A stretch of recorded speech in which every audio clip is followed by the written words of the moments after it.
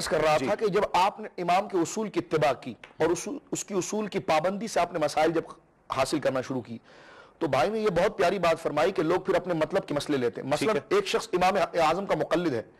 اور اس امام اعظم کے مقلد کے امام اعظم ابو حنیفہ کے مقلدین کے 4 علماء سامنے آگئے. ایک نے ایک مسئلے میں فتویٰ دیا, ایک نے ایک مسئلے میں فتویٰ دیا, ایک نے ایک مسئلے میں فتویٰ دیا.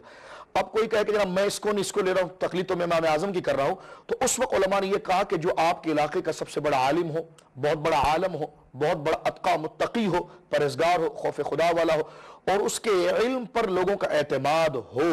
اور کبھی اس کا کوئی ایسا عمل نہ ہو کہ جو دنیاوی اعتبار سے لوگوں نے کبھی اس کو تانا بنایا ہو, فرمایا پھر اس عالم کی طرف جا کر مراجعات کر کے جو اس کی تحقیق ہوگی اس کے تقوی کے اعتبار سے, اس کے علم کے غلغلے کے اعتبار سے, اس کی شہرت کے اعتبار سے, اس کے تقوی خوف خدا اور اس کی دیانت کے اعتبار سے, تو پھر چاہے ایک ہی فقہ کے ماننے والوں میں اختلاف ہو جائے تو پھر اس کی طرف ہم جائیں گے. جس طرح کہ حضرت امام ابو سیرین نے فرمایا کہ ان ھذا العلم دین فانظروا ممن تاخذون دینکم, دیکھو یہ علم جو ہے تمہارا دین ہے, اس کو لینے سے پہلے تم سمجھ لو کہ تم کس سے لے رہے ہو. جس طرح کہ حضرت امام بخاری کی ایک بڑی بات مشہور ہے کہ جب آپ کسی کے پاس حدیث لینے کے لیے گئے تو ایک شخص جناب جو ہے کہ وہ خالی تھیلی تھی جس میں چارہ نہیں تھا اور وہ گھوڑے کو اپنی طرف